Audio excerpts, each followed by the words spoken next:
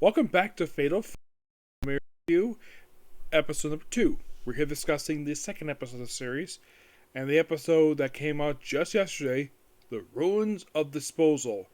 And based on this episode, it adapted chapters 2 through 4. Here's what happens. We pick up right after the last episode, where Takaru is taking out a bunch of Minotaurs and, basically is a whole stampede of them. Basically a whole bunch of them. Of course, he uses, poison, and paralyze and poison on them. And then all of a sudden, the first monster he's poison on just dies. And he jumps up, 200 levels. And after he takes care of all these creatures, he's roughly over 600. So is it easy OP? Probably. So, and throughout this, he's killing more monsters, getting more powerful. His spells are not powerful. He only has 3 spells at this point. Paralyze, Poison, and Sleep. That's it. And after a while, it gets new clothing. Then he proceeds to go to an area where it looks just put items in. So at one point he was getting hungry. He tried to eat the eye of one of the Minotaurs, cow and chicken. Of course, he tried carving the skin too hard, ate the eye, it was disgusting. And then the bag basically lights up and there's a cold bottle of Coca-Cola and a bag of beef jerky inside. I've tried beef jerky before. It's okay. I've had it once. Just partially cooked meat. It's just almost like a snack. But hey, got him out of there.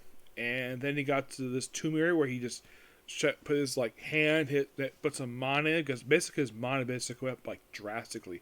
I think before he leveled up, I think his mana amount he had was a few hundred. Now it's got about 20,000-30,000. So he opens up various rooms to get these various items, and then just by sheer coincidence, he just happens to come across a room where the occupant, but other people are dead. So he comes across a tomb of the Dark Hero. Now, they mentioned the Dark Hero last episode, where one of the students actually has the same power as the Dark Hero. And reading the guy's journal, he points out, though, the guy is a Terror Purse, which that's indeed true here. I knew about that. So, then he also mentions a thing called the Sin Eater. Yep, the Sin Eater. What the heck is a Sin Eater? It's this. And you're thinking, no, it's not Sin Eater, it's Soul Eater. You're thinking, wait, are we crossing with the anime Soul Eater? No. It has nothing to do with that at all. It's this Medusa-like creature, by the way, nothing turns to stone.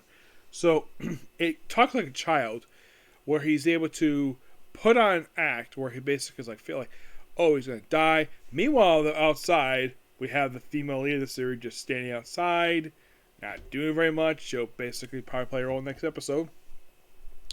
And they manage to finally kill the Sin Eater by, after all this trickery, and of course using all these souls of people who died.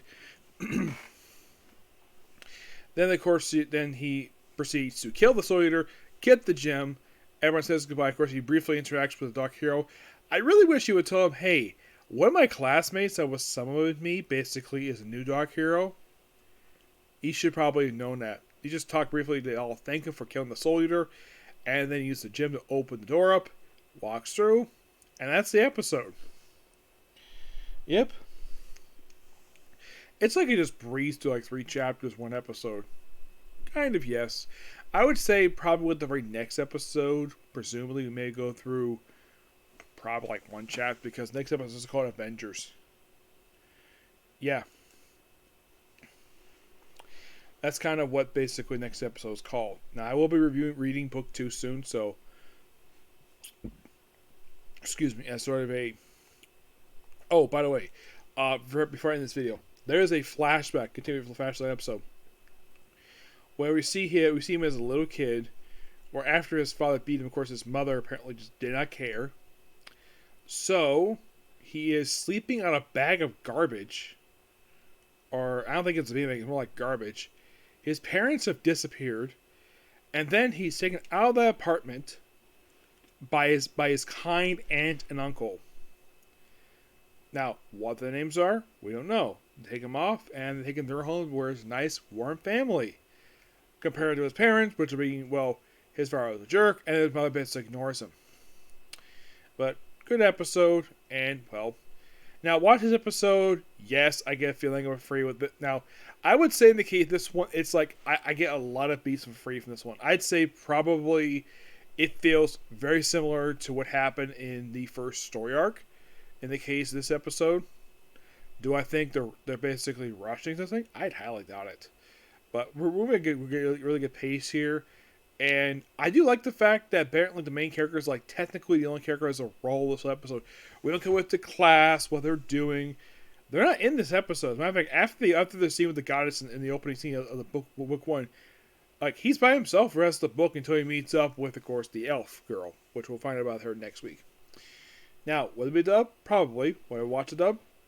I probably will. Yep. So yeah, that's been a good particular view. Please be sure to like, comment, subscribe, turn notifications, and do not hit this like button. Next up, we have a comic corner, and we have basically to talk about another family and another big amount of issues. Okay. Next video. Bye.